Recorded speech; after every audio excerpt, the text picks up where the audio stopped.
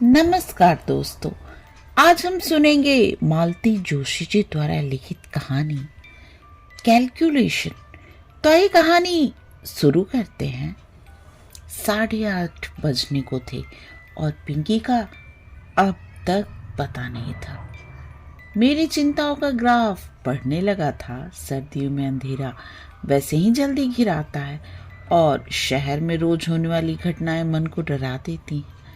बच्चों को हमारी परेशानियों का कोई एहसास नहीं होता, बल्कि मैं फ़ोन भी करती हूँ तो वो नाराज़ हो जाती है। कहती है किसी के घर से फ़ोन नहीं आता, बस मेरा ही घन आता रहता है। इतना एम्बैरेसिंग लगता है। अब भला इसमें एम्बैरेसिंग होने जैसा क्या है? तुम्हारे दोस्तों के घर वाले लापरवाह हैं तो मैं क्या करूँ? मैं तो उतनी बेफिक्र नहीं हो सकती ना। ये घर में होते हैं तो हर 5 मिनट पर मुझे कूल डाउन की सलाह देते हैं, पर आज ये भी टूर पर है। सारा टेंशन मुझ अकेले को ही झेलना है। जब घर में बैठना असंभव हो गया तो मैं शॉल ओढ़कर गेट पर आकर खड़ी हो गई।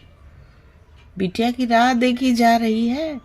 अंधेरे में एक प्रश्न उछला। मैं पूरी तरह चौंक गई। देखा बगल वाली अम्मा जी शॉल लपेटे कुर्सी पर विराजमान है। मैं मुड़कर उनसे मुखातिब हो गई। कंपाउंड वॉल पर टिकते हुए कहा, अरे देखिए ना अंधेरा कैसा हो रहा है।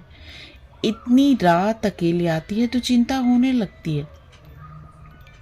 वो अकेले नहीं आती, एक लड़का घर तक छोड़ने आता है। मैं चकित होकर उन्हें देखती रह गई। पिंकी ने उनका नाम चुंगी नाका रखा है, वह गलत नहीं है। अपने बरामदे में बैठकर वो पूरे मोहल्ले की खोज खबर रखती हैं। थोड़ा बुरा भी लगा। जरा सी तुलसी के साथ पूछा, आप अब तक यहाँ ठंड में क्यों बैठी हुई हैं? अरे बेटा, अभी अभी दफ्तर से लौटा है, उसका चाय नाश्ता हो जाने दो फिर भीतर जाऊंगी। मतलब? अरे मुझे देखेगा तो पास बिठा लेगा, मेरे हालचाल पूछेगा, दफ्तर की बातें बताएगा। बहू को ये सब अच्छा नहीं लगता। कहती है शादी क्यों की, जिंदगी भर अम्मा के पल्लू से बंधे रहते। कहते हुए उन्होंने शॉल और कसकर लपेट ली। मैं चुप हो गई। हर घर की अपनी समस्या होती है, उससे खुद ही निपटना पड़ता है। बाहर वाला कुछ नहीं कर सकता। इस समय तो मैं अपनी ही चिंता से ग्रस्त थी, दूसरों की मदद क्या करती। मुझे ज़्यादा प्रतीक्षा नहीं करनी पड़ी। कुछ ही देर में मेरी समस्या यानी कि पिंकी रानी पधार गई। साथ में वो लड़का भी था। पिंकी बाहर से ही चिल्लाई, मम्मा वहाँ ठंड में क्या कर रही हो? अब उस लड़की ने मुझे देखा। नमस्ते आंटी। नमस्ते बेटा, आओ भीतर आओ, गर्मा गर्म कॉफ़ी पिलाती हूँ।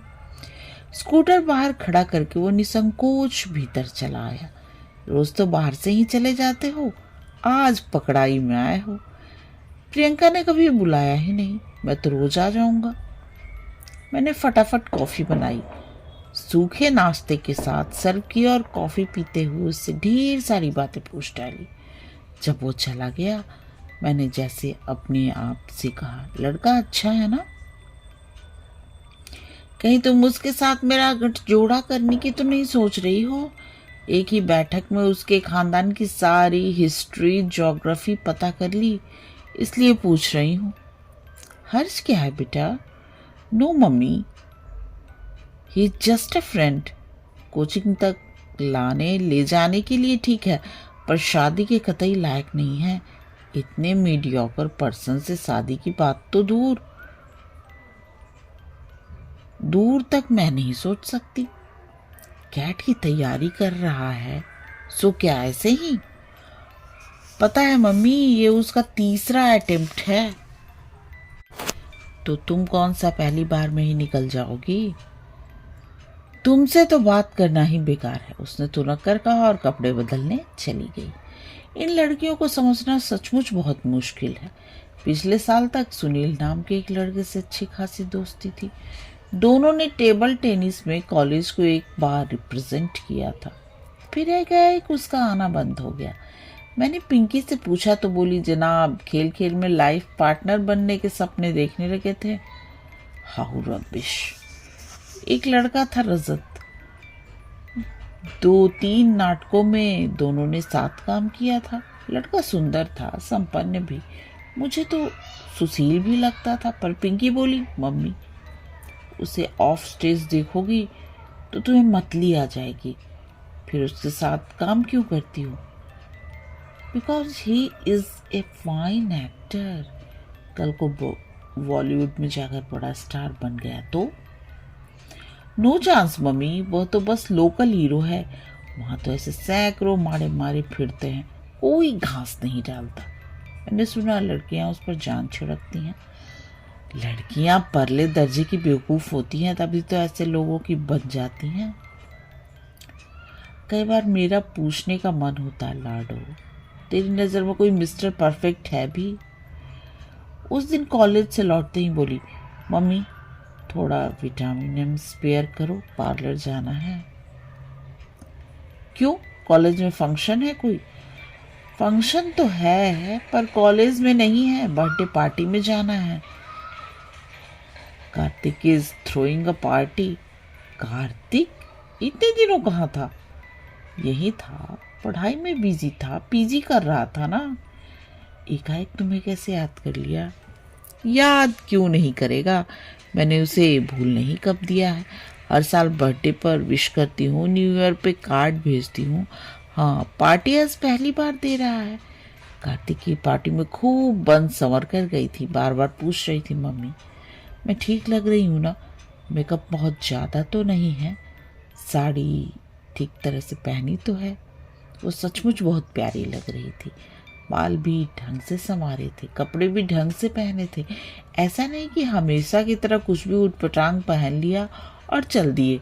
उसकी सज्जा से ही पता लग रहा था वो किसी को इम्प्रेस करने के लिए बेताब है। ये जानकर अच्छा भी लग रहा था। कार्तिक सचमुच अच्छा लड़का था। बहुत अरसे पहले वे लोग हमारे पड़ोसी थे। उसकी बहन कीर्ति पिंकी की क्लास में थी। माता पिता दोनों डॉक्टर थे, अक्सर बिजी रहते थे। कीर्ति का अधिकांश समय हमारे यहाँ ही गुजरता था, पर मोहल्ले बदल गए। एक ही क्लास में होने के कारण कीर्ति और पिंकी की दोस्ती बनी रही। हायर सेकेंडरी के बाद वो भी भाई की तरह मेडिकल में चली गई। आना जाना कम क्या एक तरह से बंद ही हो गया। ये तो आज पता चला कि पिंकी उन लोगों के, खासकर कार्तिक के बराबर संपर्क में है। अच्छा लगा। जाते समय मैंने उसे ढेर सारी हिदायतें दी। जल्दी लौटना, ऑटो में अकेले मत आना, किसी भरोसेमंद आदमी की कार में ही बैठना। उसे अच्छा तो नहीं लगा पर चुपचाप सुनती रही। आखिर उसके पापा को ही दया आ गई, झल्ला कर बोले, बस भी करो अब। लड़की अब बच्ची नहीं रही, खासी बड़ी हो गई है। इस बात को तुम कब समझोगी? बच्ची नहीं रही, बड़ी हो गई है, इसलिए तो इतनी फिक्र हो रही है। पर ये बातें पुरुषों के दिमाग में कभी नहीं आती। फिक्र करने का जिम्मा जैसे माँ ने ही उठाया हुआ है। रात को लौटी थी तो काफी थकी थकी सी लग रही थी। मुझे आश्चर्य नहीं हुआ। जानती हूँ आजकल की पार्टियों में सिर्फ खाना पीना थोड़े ही होता है। डांस के नाम पे अच्छी खासी हुड़दंग लीला होती है। शोर इतना कि कानों के पर्दे फट जाएं। कैसी रही पार्टी? मैंने पूछा। ठीक ही थी, उसने बेरुखी के साथ कहा और सोने चली गई। अब मुझे ताज्जुब हुआ। और कोई दिन होता तो मुझे पूछने की जरूरत नहीं पड़ती, वो आते ही शुरू हो जाती। ये भी भूल जाती कि आधी रात हो रही है और मम्मी जो उसके लिए अब तक जाग रही थी सोना चाहेगी। पर आज तो उसे बात करना भी मुहाल लग रहा था। जाते समय जो उत्साह फूटा पड़ा था उसका लेश मात्र भी अब बाकी नहीं था। सुबह चाय के समय उसके पापा ने पार्टी के बारे में पूछा तो बोली, पापा पार्टी तो शानदार होनी ही थी, उसने अपनी एंगेजमेंट जो अनाउंस करनी थी। अरे वाह, किससे शादी कर रहा है? अपनी बैचमेट से। दोनों ने साथ ही पीजी किया है। इसका मतलब घर में डॉक्टरी की पूरी एक फौज तैनात है। तब तो उनके नर्सिंग होम का भी एक्सटेंशन होगा। बिल्कुल होगा।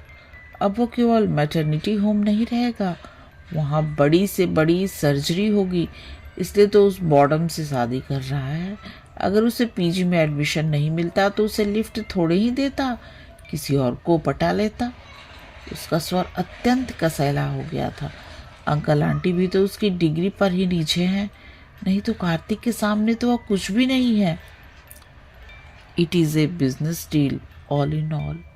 और फिर उसका स्वर एकदम तरल हो गया। पापा, आजकल लोग नाप तोल कर ही प्यार करने लगे हैं ना।